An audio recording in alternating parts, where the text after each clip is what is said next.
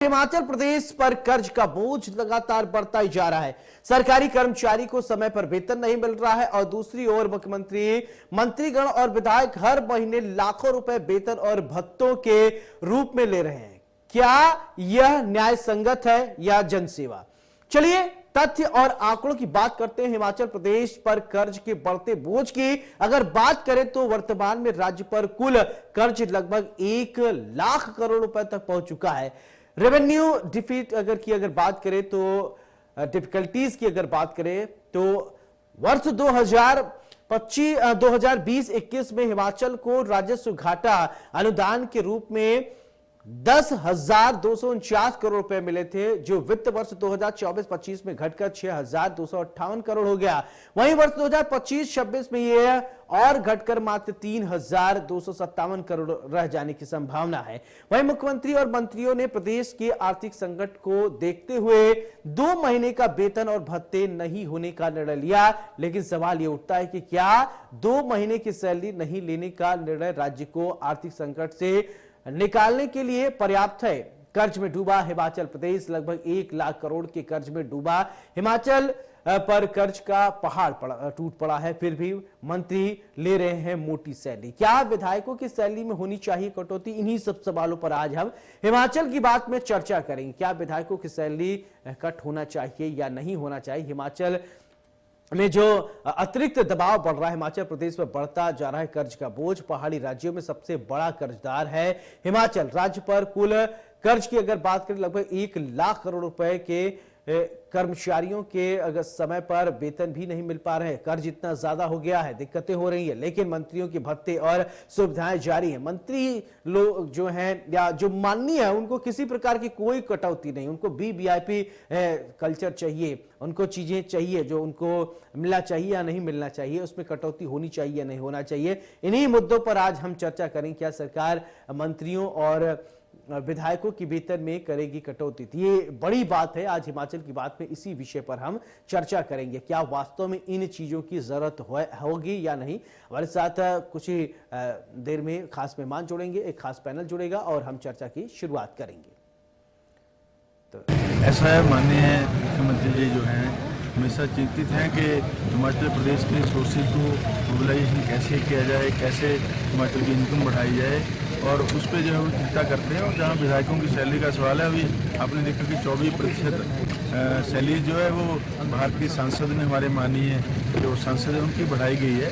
तो वो बहुत बड़ी बात नहीं होगी। अगर कोई ऐसा इशू अभी तक तो हुआ नहीं है, अगर कोई होगा तो बहुत बड़ी बात नहीं है, क्योंकि विधायक दिन रात जो है वो लोगों के लिए भागते हैं, उनकी गाड़ियां हैं, उनको फील्ड में जाना पड़ता है, कहीं और उनको जो है वो खर्चे करने पड़ते हैं। तो इसलिए सैलरी से जो है विधायक का बरबूला नहीं होता है।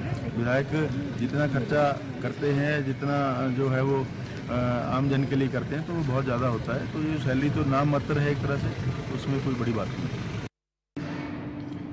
हिमाचल प्रदेश आज आर्थिक दिवालियेपन के कगार पर खड़ा है, जिसकी जिम्मेदारी हिमाचल प्रदेश की वर्तमान सरकार की है। इस सरकार ने इन 2 सालों में जिस तरह से फिजूल खर्ची को बढ़ावा दिया, आर्थिक प्रबंधन किया, उसके कारण आज प्रदेश पर जो कर्जा है वो 1 लाख करोड़ से भी ज़्यादा पहुंच गया है। और इस सरकार ने अभी 2 साल में ही अगर हम देखेंगे तो लगभग 30,000 करोड़ के लगभग कर्जा लिया है। इसलिए इस हालात के लिए वर्तमान कांग्रेस सरकार दोषी है। और जहां तक बात माननीय विधायकों के वेतन की है, इन 2 सालों में इस सरकार के इस कार्यकाल में उस वेतन या मानदेय में कोई भी बढ़ोतरी सरकार ने नहीं की है। और मैं ये समझता हूँ कि चाहे विधायक है, चाहे कोई और जनप्रतिनिधि है, उनके लिए जो वेतन और मानदेय का प्रावधान है वो इसलिए आवश्यक है कि उन्हें जनता के बीच घूमना है, जनता के साथ मिलना जुलना है, और समय समय पर उन्हें शिमला और जिला मुख्यालयों पर आना जाना है, उसमें उनके खर्चे होते हैं। और विशेष रूप से अगर जनप्रतिनिधि ईमानदारी से काम करना है तो उनको अपने परिवार के पालन पोषण के लिए भी वेतन की आवश्यकता रहती है। इसलिए मैं ये समझता हूँ कि माननीयों के वेतन या मानदेय से कोई प्रदेश की आर्थिक स्थिति खराब नहीं होती। प्रदेश की आर्थिक स्थिति खराब होने के लिए आर्थिक कुप्रबंधन जिम्मेदार। चलिए हमारे साथ तीन खास मेहमान जुड़ रहे हैं। प्रेम कौशल जी हैं, कांग्रेस के नेता, बहुत बहुत स्वागत है। उमेश दत्त शर्मा जी हैं, बीजेपी के प्रवक्ता हैं, बहुत बहुत स्वागत है। नवनीत शर्मा जी हैं, वरिष्ठ पत्रकार हैं, बहुत बहुत स्वागत है नवनीत जी। चर्चा की शुरुआत उमेश दत्त जी मैं आपसे ही करना चाहता हूं। उमेश जी, इतना ज्यादा बोझ बढ़ता जा रहा है, हिमाचल प्रदेश पर कर्ज जो है वो बढ़ते जा रहे हैं और माननीय लोगों की सुविधाओं में कमी नहीं हो रही है। कटौती होनी चाहिए या नहीं होनी चाहिए, या जो सरकारी कर्मचारी हैं उनके तो वेतन में कटौती होती है, लेकिन जो माननीय लोग हैं, माननीय साहब में कभी कोई कटौती नहीं होती, होना चाहिए या नहीं? एक प्रतिक्रिया जानना चाहूंगा आप सभी से एक एक करके। देखिए ये जो मुद्दा आपने उठाया है ये बहुत बड़ा मुद्दा है और विशेष रूप से हिमाचल प्रदेश की आर्थिक स्थिति जो वर्तमान सरकार के कुप्रबंधन के कारण, बैड गवर्नेंस के कारण जो खराब हुई है, वो बहुत बड़ा मुद्दा है। और उसके साथ साथ माननीयों की जो कहा आपने कि विधायकों की जो वेतन वृद्धि है, वो मुद्दा भी आपने इसमें जोड़ा है और मुझे लगता है कि उसको आपने प्रमुखता से उठाया है। तो स्वाभाविक रूप से इसमें देश भर में किस तरह से सरकारें इस चीज को आगे बढ़ा रही हैं, किस तरह से इसको इंक्रीज कर रही हैं, इसको उसके बारे में चर्चा आवश्यक है। अभी केंद्र सरकार ने भी सांसदों की सैलरी को बढ़ाया है, सांसदों के मान जो उनको बेनिफिट्स मिलते हैं उनको बढ़ाया है। और इससे पहले 2018 में सांसदों की जो सैलरी थी उसको बढ़ाया गया था और तत्कालीन वित्त मंत्री ने 5 साल के समय के बाद इसकी एक पॉलिसी के तहत इसको बढ़ाने की बात करी थी। और 5 साल की जो वर्तमान जिस तरह की आर्थिक व्यवस्थाएं हैं, आर्थिक इन्वायरमेंट है देश का, उसके अनुसार उसकी रिसर्च करके उसके रिसर्च के बाद उसको बढ़ाने की बात की थी। लेकिन अगर कांग्रेस सरकारों को हम देखें तो तेलंगाना में अभी हमने देखा कि 100% इंक्रीज कर दिया है। बहुत सी और सरकारें जो कांग्रेस की हैं उन्होंने बिना किसी पॉलिसी के, बिना किसी रिसर्च के, बिना किसी टाइम बाउंड के इस चीज को जब भी मन किया तब बढ़ाने की बात वो करते हैं। तो इसके ऊपर समग्र विचार होना चाहिए। इसके ऊपर जो इन्फ्लेशन है उसको भी स्टडी करना चाहिए और इन्फ्लेशन को स्टडी करते हुए किस तरह की रिक्वायरमेंट लोगों की है एक प्रक्रिया में अनुसार कौशल जिसे ले लेता, फिर मैं तो एक एक करके आता हूं। प्रेम जी, मेरा सवाल आपसे, देखिए कर्ज इतना ज्यादा बढ़ गया है, सरकारी कर्मचारी तो इससे प्रभावित हो जाते हैं। हमेशा आप देखते होंगे कि वेतन में कटौती हो जा रहा है, लेकिन जो माननीय लोग हैं उनकी सुविधाओं में कभी कोई कटौती नहीं होता है। ऐसा होना चाहिए क्या? उनको भी थोड़ा तो प्रभाव दिखना चाहिए, जो लग्जरियस चीजें उनको मिलती हैं उसमें कटौती हो। देखिए, आपने एक चीज कही कि कर्मचारियों के वेतन भत्तों में कटौती, आपने प्रश्न उठाया।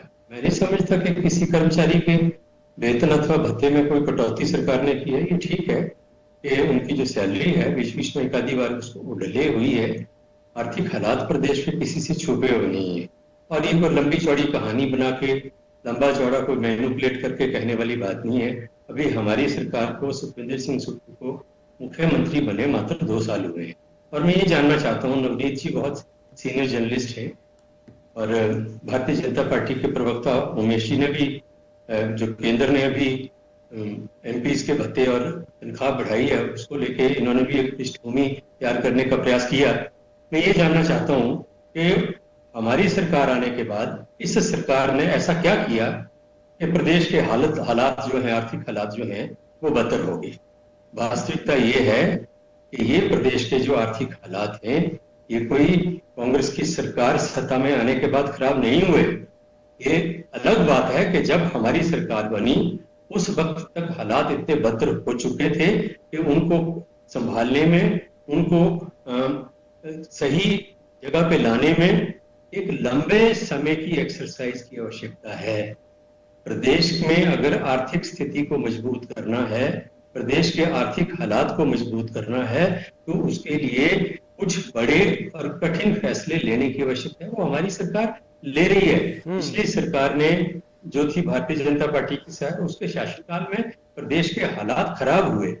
डबल इंजन की सरकार का दावा करने के बावजूद जो हिमाचल प्रदेश का कर्ज था वो पिछली सरकार भी लेती रही। और मैं तो ये कहना चाहता हूं कि कर्ज का जिक्र आप करते हैं, केंद्र की भारतीय जनता पार्टी की सरकार ने 2014 जब ये सत्ता में आए उसके बाद 165 लाख करोड़ रुपए का कर्ज जो है वो केंद्र की सरकार ले चुकी है, जो जीडीपी का 81% है।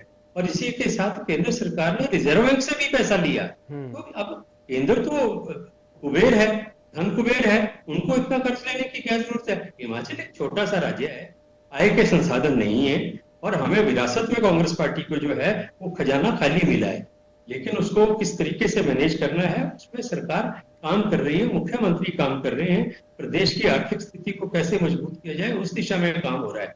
जो विषय आपका आज का है, देखिए जो बात मैंने पूछा उस पर आपने कुछ नहीं बोला, ठीक है कोई बात नहीं, मैं नवनीत जी से ले लेता हूँ ये इसका जवाब।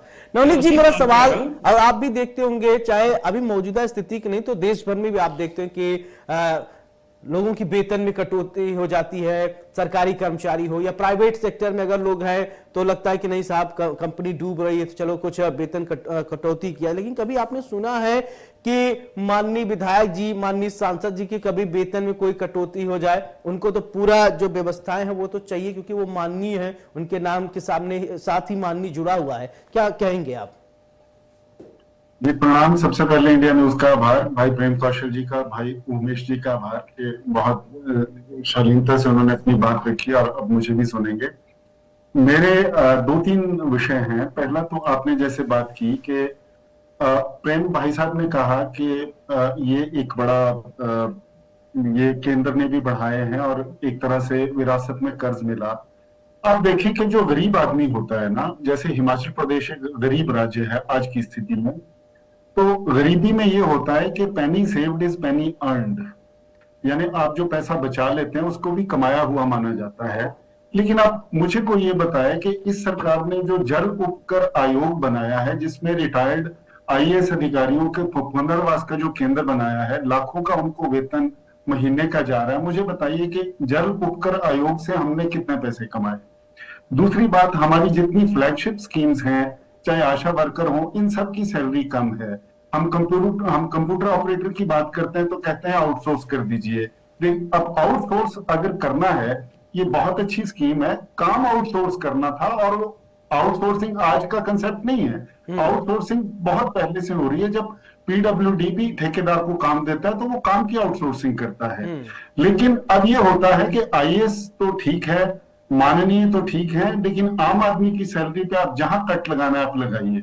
बजट का हमारा फंडा क्या है, चाहे भाजपा की सरकार के बाद कांग्रेस की सरकार आए तो क्या पुराना जो चीफ मिनिस्टर था वो किसी जंगल में निवास करता था, या पुराना जो आईएएस है, पुराना जो सेक्रेटरी है या चीफ सेक्रेटरी है, क्या वो किसी हट में रहता था कि करोड़ों रुपए के खर्च करने की रेनोवेशन पे जरूरत पड़ जाती है। और अगर ये आउटसोर्स वाला फंडा इतना ही कारगर है, इतना ही प्रभावी है, तो क्यों नहीं फिर हम अपने होम सेक्रेटरी, चीफ सेक्रेटरी, इस तरह के लोग भी आउटसोर्सिंग पे रखें, क्योंकि काम आउटसोर्स करना है ना। ये हमने क्या किया पिछले कुछ सालों में, चाहे भाजपा की सरकार हो चाहे कांग्रेस की सरकार हो, हमने सिर्फ अपना ख्याल रखा, बाकियों को हमने आउटसोर्सिंग पे लगा दिया। और आउटसोर्सिंग के पीछे एक बहुत बड़ा मैथमेटिक्स है जिसपे कभी बाद में बात करेंगे। मेरा मानना सिर्फ ये है कि 2 महीने की सैलरी जो प्रतीकात्मक रूप है, देखिए हिमाचल उस नहज पे पहुंच गया है जहां प्रतीकों से बात नहीं बनने वाली, वहां थोड़ा सा संयम मुझे लगता है कि सबको रखना चाहिए। एक जो अंतिम बात अगर आप अलाउ करें, जी, जब भी आप किसी पॉलिटिशियन का एफिडेविट देखें, उससे पूछा जाता है आपका प्रोफेशन क्या, आपका पेशा क्या, उसमें लिखा जाता है समाज सेवा। तो अब ऐसा क्यों है कि समाज सेवा के लिए आपको 24% हाइक चाहिए या 23% हाइक चाहिए या इतनी हाइक चाहिए? तो ठीक है, कुछ संवैधानिक पद होते हैं, उनको हर आदमी कोई फ्री में काम नहीं करता। लेकिन बीच में ये कहा गया, अभी जो आप बाइट सुनवा रहे थे, कि जी उनको फील्ड में भी जाना होता है, उनको ये भी 3500 रुपए में अच्छा खासा रिचार्ज आम आदमी करवा लेता है महीने में और उसका फोन चलता रहता है। मुझे आप बताइए कि 15,000 रुपया मोबाइल अलाउंस की जरूरत क्यों है? और लीड फ्रॉम द फ्रंट से, चाहे भाजपा के लोग हों चाहे कांग्रेस के लोग हों, उदाहरण तो अपने आचरण से प्रस्तुत किया जाना था, जो ना भाजपा ने किया ना अब कांग्रेस कर रही है। जी बिल्कुल। चलिए, मेरा सवाल एक उमेश दत्त जी है, आपसे है। एक तरफ केंद्र की आपकी सरकार विकसित भारत की बात करती है और जहां पर बीजेपी शासित राज्य हैं वहां आप डबल इंजन की बात करते हैं, तो क्या हिमाचल प्रदेश के साथ आपका वो व्यवहार नहीं है क्या? क्योंकि आप हिमाचल विकसित भारत में, क्या हिमाचल का योगदान नहीं होगा? है, अगर हिमाचल कर्ज में डूब रहा है तो केंद्र सरकार की नैतिक जिम्मेदारी नहीं है कि हिमाचल को भी सपोर्ट किया जाए कर्ज को लेकर?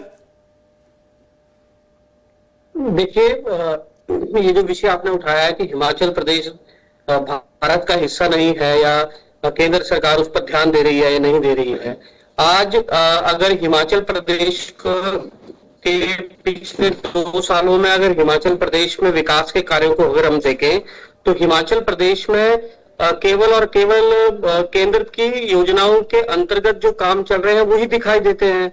आज अगर आप 4 लेन्स की बात करें तो हिमाचल प्रदेश में केंद्र की सरकार के कंट्रीब्यूशन से ही वो सब चीजें चल रही हैं। अगर हम हेल्थ सेक्टर में देखें तो केंद्र सरकार के योजनाओं से ही हेल्थ सेक्टर में आज हिमाचल प्रदेश में जो भी चीजें आगे बढ़ रही हैं। इसके अलावा शिक्षा के क्षेत्र में नेशनल इंस्टीट्यूशंस की बात करें तो जब आपदा हिमाचल प्रदेश में आई तो दोनों हाथ खोलकर केंद्र की सरकार ने हिमाचल प्रदेश को सपोर्ट किया।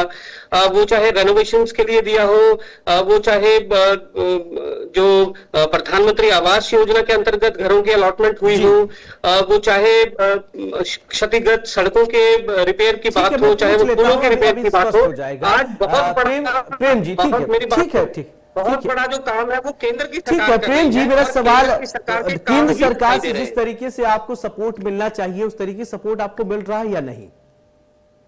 देखिए, हिमाचल प्रदेश की जो भारतीय जनता पार्टी है, इन्होंने जो फेडरल सिस्टम है उसकी परिभाषा ही बदल जी। अभी उमेश जी जिक्र कर रहे थे केंद्र प्रायोजित स्कीमों का, कि हेल्थ में दे रहे हैं, सड़कों के लिए दे रहे हैं। भाई, ये फेडरल सिस्टम में संवैधानिक व्यवस्था के तहत हर प्रदेश को दिया जाता है, और जो केंद्रीय कर है, टैक्सेस हैं, वो हिमाचल प्रदेश के लोग भी देते हैं। ये जो केंद्र से परियोजनाओं में पैसा आता है ये कोई एहसान नहीं है। और आप कह रहे हैं आपदा के वक्त जो है वो केंद्र ने दिल खोल के दोनों हाथ खुले करके मदद की। मुख्यमंत्री तो अभी भी अमित शाह जी को मिल के आए हैं, उनसे अभी भी ये रिक्वेस्ट करके आए कि हमारा जो आपदा हिमाचल प्रदेश में आई थी उसमें 10,000 करोड़ के लगभग का जो अनुमान है केंद्र की टीम ने और हिमाचल प्रदेश की टीम ने ज्वाइंटली बनाया, वो हमको दीजिए। वो आज तक हमको नहीं मिला। ये केंद्रीय योजनाओं के धन का एहसान जताना भारतीय जनता पार्टी के लोगों को बंद करना चाहिए। और सुनिए, मैं उस मुद्दे पे आ रहा हूँ, मैं उस विषय पे आ रहा हूँ जिस विषय पे आपने मुझे पहले, मैं जब कहने लगा आपने समय नहीं दिया, उस विषय पे आ रहा हूँ कि माननीयों का जो वेतन भत्ते और उनको जो भी फैसिलिटीज मिलती है उनके विषय में। देखिए, ये एक ऐसा विषय है, मैं ये समझता हूँ कि मात्र 68 विधायक जो हैं, 12 मंत्री जो हैं, कुछ चेयरमैन जो हैं, उनके उसमें कटौती करके प्रदेश की अर्थव्यवस्था जो है वो सुधरने वाली नहीं है, मजबूत होने वाली नहीं है। नवनीत जी ने हालांकि बहुत अच्छी बात कही कि पहले से। चलिए, हमारे पास थोड़ा वक्त की कमी है, आप सभी को माफी के साथ यहीं रोकना चाहूंगा। प्रेम जी, बहुत बहुत शुक्रिया आपका। उमेश जी, आपका भी बहुत बहुत शुक्रिया। नवनीत जी, आपका भी बहुत बहुत शुक्रिया। देखिए, केंद्र सरकार और राज्य सरकार जब मिलकर अगर काम करेगी तभी जाकर हिमाचल की ये जो कर्ज है ये कम होगा। कर्ज कम होना बहुत जरूरी है, नहीं तो हिमाचल विकास के रास्ते पीछे होता जाएगा। लेकिन विकसित भारत की एक तरफ आप कल्पना कर रहे हैं, तो इसी विकसित भारत में हिमाचल प्रदेश भी आता है, उस पर भी आपको ध्यान देना बहुत जरूरी है। इसी के साथ इस डिबेट में मेरे साथ इतना ही। नमस्कार।